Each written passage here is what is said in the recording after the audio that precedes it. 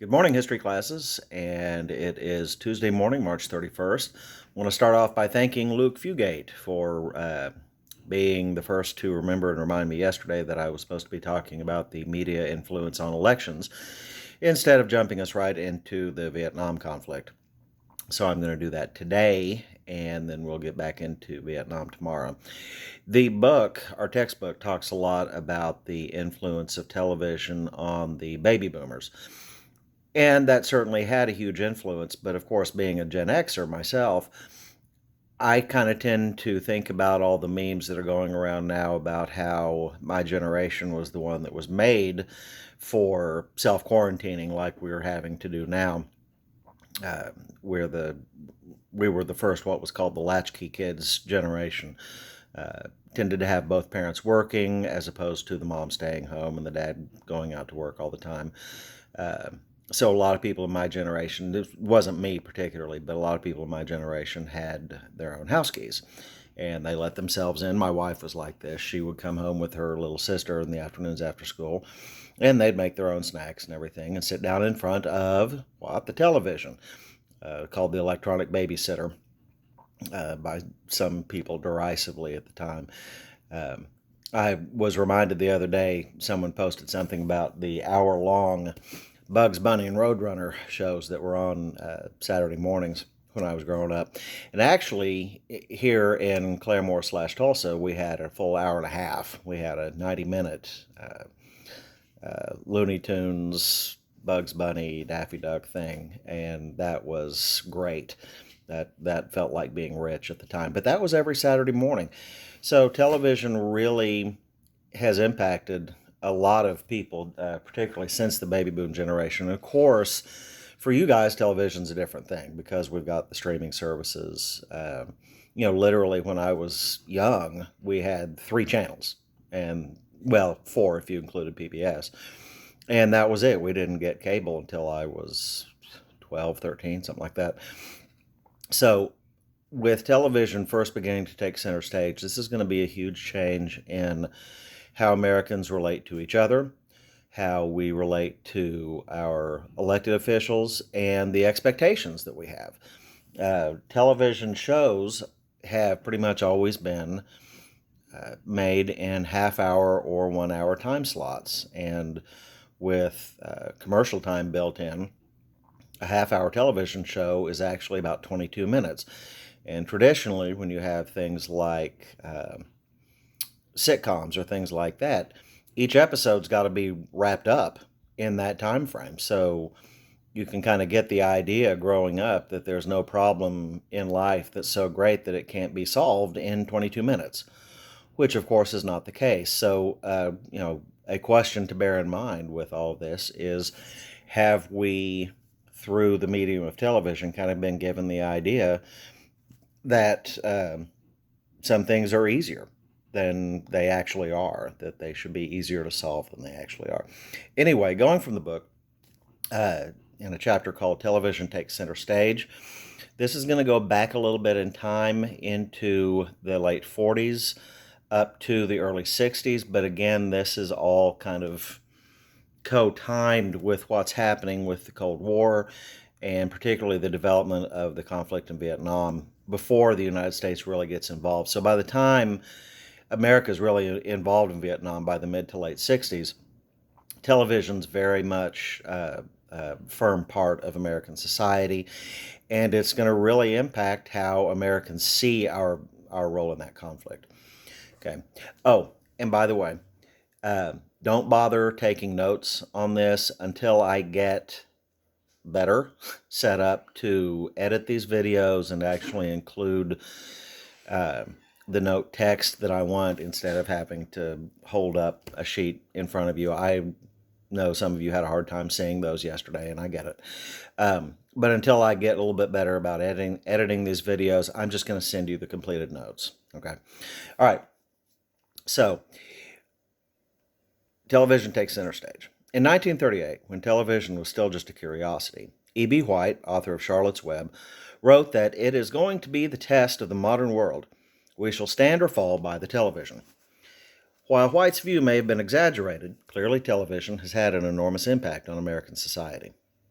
Between 1945 and 1960, Americans purchased television sets at a faster pace than they had bought either radios or cars during the 1920s.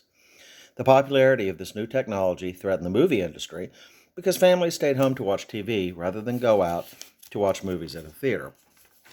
And you can think about, too, how the development of technologies like TV and then, of course, later on the internet, which you guys have grown up with, but I didn't, uh, is impacting now our ability to stay busy being quarantined at home. Um, whereas before, if you wanted to be entertained at home, you were kind of at the mercy, say in the 1920s and 30s when my parents were young, you were kind of at the mercy of whatever radio people chose to put on the radio at any given time. So, anyway, although television attracted viewers of all ages, it had a special influence on children. Baby boom children rushed home from school to watch the Howdy Doody Show or the Mickey Mouse Club. Children also watched hours of cartoons and shows featuring their favorite superheroes, such as the Lone Ranger. Westerns were especially popular during the 1950s and early 1960s. Among the most memorable shows were sitcoms about families. 50 million Americans tuned in each week to watch the I Love Lucy show, starring the comedic actress Lucille Ball. Other popular family sitcoms included Leave It to Beaver, The Adventures of Ozzie and Harriet, and Father Knows Best.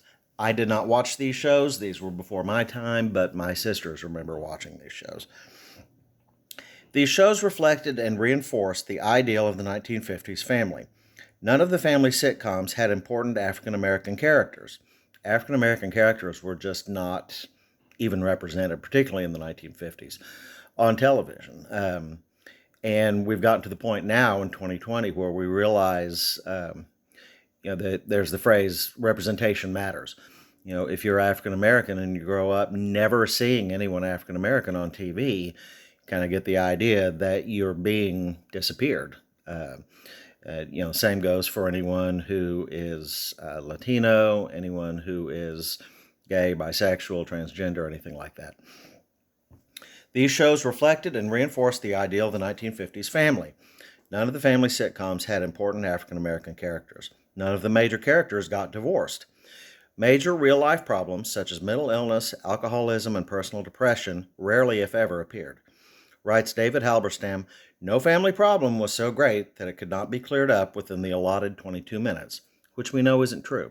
Okay, so we're kind of being presented this really nonsensical, unrealistic idea of how we could live our lives. Okay, the arts have a much greater impact on us than we realize, and so what we see presented in mass media can really, lead us to think, well, why isn't this easier? Even if it's a subconscious thing. It's kind of been a joke for a long time around the world that American movies always have these happy endings. You're kind of hard pressed to find an American movie in the last 100 years that doesn't have some kind of an upbeat, happy ending. And of course, life just isn't always like that.